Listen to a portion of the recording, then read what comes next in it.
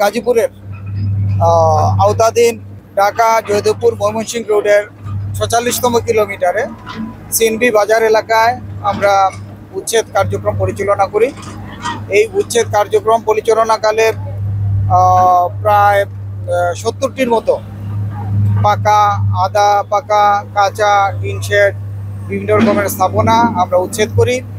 এবং এখানে একটি আপনারা দেখতে পাচ্ছেন সিএনজি পাম্প আছে। এই পাম্পটি আমাদের সড়কের যে লিজ ইজারা নিয়েছিল নবায়ন করে নাই, দীর্ঘদিন থেকে বকে আছে। সেই কারণে এই সিএনজি পাম্পের সামনের যে রাস্তা আছে সেটা কেটে দিয়েছি এবং তাকে নির্দেশ দেওয়া হয়েছে যাতে দ্রুত সেটা নবায়ন করে নেয়।